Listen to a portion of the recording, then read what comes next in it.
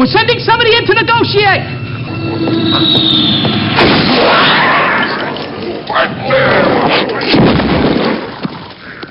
Anybody else want to negotiate? Okay, so the next section of the survey is where do you side on environmental issues? And these are pretty much clear and cut to me. I don't really want to give too big a synopsis here because to me it's just common sense. The first question where I put most on this one, being most important to me, is should the government increase environmental regulations to prevent global warming? And this was checked yes. And as far as that goes, I mean, I said next to population control, global warming being the biggest threat, I think, well, actually, they might kind of be side by side there. Next question, I put more on my importance. Should national parks continue to be preserved and protected by the federal government? No other stance here, just yes. Yes. The importance of our social being should rely on having parks for our families and our children to be able to visit and see wildlife in its natural environment. No brainer there. This importance here in this question was more. Do you support the use of hydraulic fracking to extract oil and natural gas resources? I said no, and I have no other stance on that. So that's where that stands. More, again, on the importance of this question. Should the U.S. expand offshore oil drilling in the same prerequisite stance as I had with fracking? No. And both those last two questions, if you want some synopsis on how I understand that to be, I am one in majorly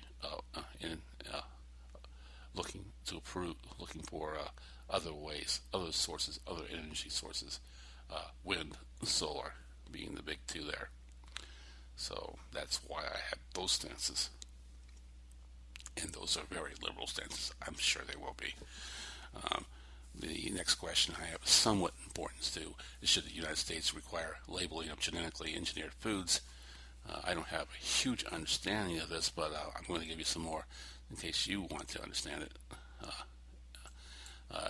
Currently, GMO, genetically modified organisms, foods in the United States are not classified differently from the FDA and do not require labeling.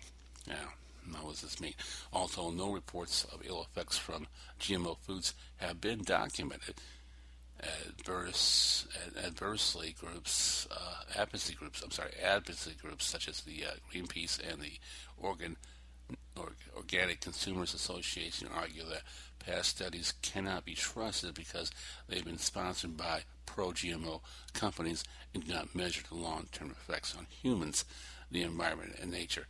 Opponents argue that the labeling adds an unbounded stigma over organic foods, and that if a nutritional or allergenic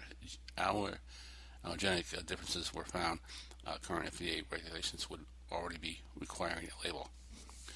A lot of stuff that I'm not still can't follow too well. I went yes with this though, because anything that's not of normal procedures when it comes to my food, I definitely want to know if you're doing something unique in that regard. Beer break. Okay. Next question has a most for me in importance next to it. Should the federal government continue to give tax credits and subsidies to the wind power industry? And with this, I went with another stance, not just yes, but the future of our economy relies on the creation of jobs in sustainable energy. This is the importance of not only preserving our very planet, but giving jobs, much needed jobs, to people who otherwise would not have the jobs. Well, that sounds stupid. Okay, sorry. Put it in this way: it's a win-win with looking looking for solar and wind power as opposed to fracking and offshore drilling. You have more jobs available through the industry of solar power and wind, and you also save the planet. Win-win. That's why it's most on my importance. Next question also goes most on my importance. Should the U.S. provide incentives for heavy-duty trucks to run on natural gas or alternative fuel? Well, if you're first, alternative energy resources, the answer is yes, obviously.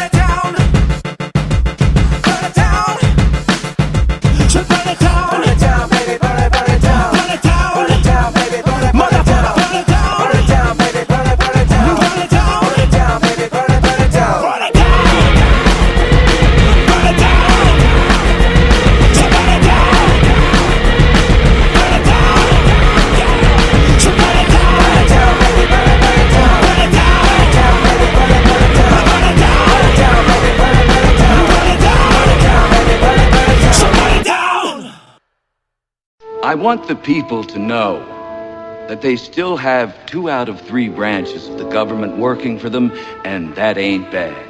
I always wondered what happened to you. Well, I fulfilled a lot of people's predictions about me. I've become a real scumbag.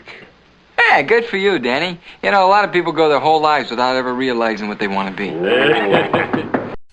And so now we advance to the category where do you decide on economic issues, which is probably the most important category that will be discussed in the upcoming 2016 election.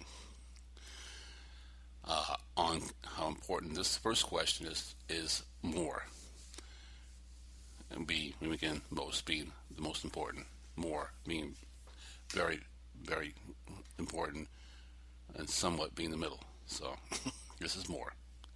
Should able-bodied, mentally capable adults who receive welfare be required to work? And I chose the other stance option here to explain my answer. Specifically, no. But in order to receive benefits, they should be looking for a job or enrolled in education and job training programs. So not just to say no in that regard, but no, but they should be at least being trained or wanting, obviously show the effort to want to work. Next question, again, importance more. Should all welfare recipients be tested for drugs? I chose, again, here another stance. Not just yes, but provide treatment for those testing positive. It's one thing to say, you're on drugs, you shouldn't get welfare. But maybe you have a problem, and maybe that problem should be treated. It's affecting your ability to work. Just to deny people because they tested positive doesn't solve the problem. It puts them in even worse situations where they're more likely to not only be more dependent upon drugs, but be more involved in possibly being those people you see on the road selling the drugs to your kids. So yes, we need these people to be treated and be given some positive reinforcement, and go back to that previous question, so they can get to the point where they're training themselves for a future education and some jobs. Next question is in the most category. Should the government raise the federal minimum wage? Now, you all know I'm saying on that one, yes. But I'm going to put another stance on that one. I'm going to choose the other stance and say yes, and adjust the wage level according to inflation every year. This is one of the big problems we have with pay raises. We see companies giving cost of living pay raises that don't match the actual percentage of increase in the cost of living. So if you're going to give a federal minimum wage increase, yes, definitely it should be there should be consideration for inflation, and that wage should not be stagnated at any point in time, and it should always go up as necessary in that regard. Next question. Again, I put most. Notice the economic section, a lot of most. Most. Should the government make cuts to public spending in order to reduce the national debt? I chose here again other stance to explain my no. No, reduce military spending instead. And that's a no-brainer in my opinion. I've mentioned in previous shows, our defense spending is way disproportionate to the rest of the world, and it is the obvious place to go to when we need money for other more important parts of our country. So that's that answer there. Again, here we go with most important to me.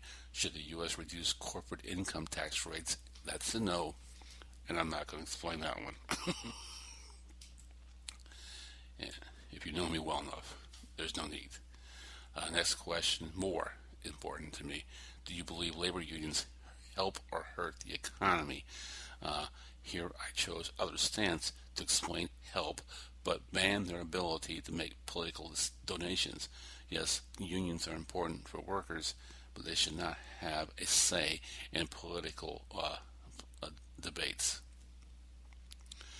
Most, in this next question, most important.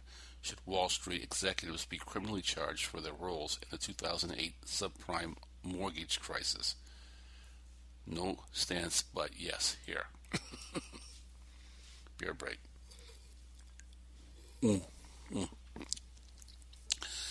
Man, I would love to see that happen. I really would. Okay. Importance more. Should the federal government subsidize U.S. farmers? And here I took, again, other stance, saying yes, but only subsidize small local farms instead of large corporations. Because here's the loophole of subsidizing the U.S. farmer. Some of the U.S. farmers are actually corporations, and this is the corporations who don't need the subsidization to do better. They're already probably doing better than the local U.S. farmers you aren't subsidizing, so duh. Okay, next question, importance more. Should pension plans for federal, state, local government workers be transitioned into private plans? I'm going to go into a little explanation here because I myself needed this to understand, make my decision correctly. The average retired federal employee receives a pension, a retirement plan of $32,824 annually, total unfunded pension liability for all